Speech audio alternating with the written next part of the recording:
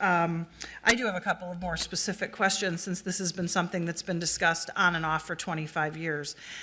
So let me first start by saying the mayor's Downtown Vibrant Storefronts initiative called out removing buses on Nicollet Mall as a primary strategy. So I'm pretty confident where the mayor is at on this, thus the administration. Just want to point that out. Two, when we redid Nicollet Mall, we took all the buses off the mall because of the redo of Nicollet Mall, and the world didn't come to an end.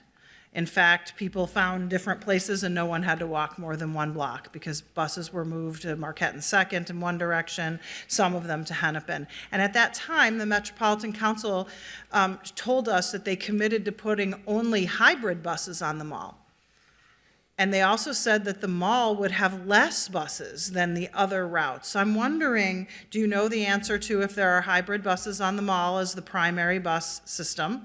And two, how we go from having a dedicated transit lanes on Marquette and 2nd, removing parking, taking out curb cuts, making it more difficult for people to get to their own things there for the purpose of having a dedicated transit mall on Marquette and 2nd, and yet there are more buses now on Hennepin than ever, on Nicollet than ever before. So how is that inconsistent with what we've been told in years past? Because first we were told we can't do it because we'd have to pay back the federal government. So then we got a legal opinion about that and we're told that was wrong. Then we were told by Metro Transit, we're gonna have hybrid buses. I'm going to guess it's not only hybrid buses. Then we were told, but we need Marquette and 2nd. That's going to be our transit mall. And now there's more buses on Nicollet than there are on Marquette and 2nd combined. So it seems like there's a bit of stonewalling here on behalf of the Metropolitan Council and Metro Transit on this issue, and I'm wondering how we're going to break through that. Thank you, Councilmember Goodman. Council Chair Palmisano, I'm going to call up Adam Harrington from Metro Transit, who can speak to both the hybrid and I think the numbers as well on Mark II. Thanks.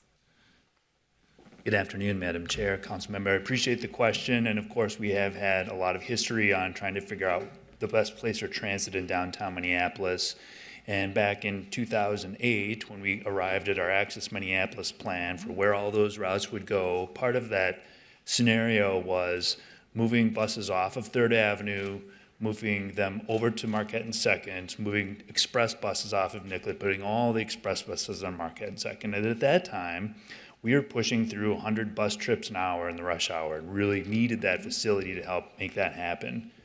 Well, since 2020 and all the travel patterns have changed, you're right, there's a lot less service on Mark II right now as we work to get that market back, get commuters coming back to downtown Minneapolis, which we want.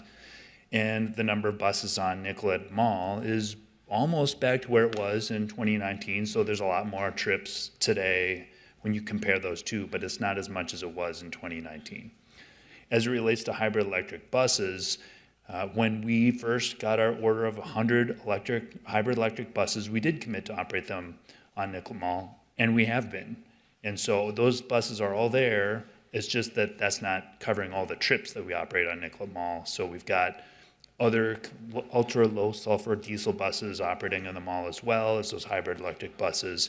And now we're looking towards different technology and testing electric buses as we've seen. So it's true, there are fewer trips on Mark II today than on Nicollet Mall, and that's due to the market largely. We're hoping to have that come back. And part of our evaluation with our partners at the City of Minneapolis is to really understand what the push and pull is of where could transit go, where do those advantages lie, where are customers going, where are the destinations in downtown. So those are all the things we're hoping to address as part of the study working with the city. Thank you.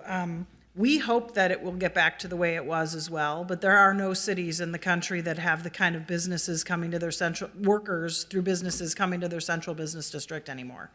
So if we just sit and wait and hope that they'll come back, we will be in for a very rude awakening. And now there is capability to move to Marquette and 2nd, and I just don't understand why we wouldn't almost immediately be thinking that through, because we won't have hardly anyone coming back if we can't revitalize Nicollet Mall. That's just the bottom line. Nicollet Mall is main and main. And if we just can't have that, if that doesn't turn into something different, then we have even less chance, in my opinion, of that. So I'm just curious about, we had heard Metro Transit was interested in this, but it doesn't sound really like you are. So can you just share with me the level of interest from Metro Transit in doing this? Or do we need to go to the legislature? What do we need to do if Metro Transit says, no, they're not going to do it? Madam Chair, council member, we are absolutely committed to evaluating these options and taking it very seriously. And I'll say we've got a really good partnership with staff. And so part of this is that community engagement with not only our partners in downtown at the business level, but also our customers, and understanding where that balance is between the options as Mr. Burrows presented earlier on the map. So we absolutely are committed to giving a fair evaluation of this in partnership with the city.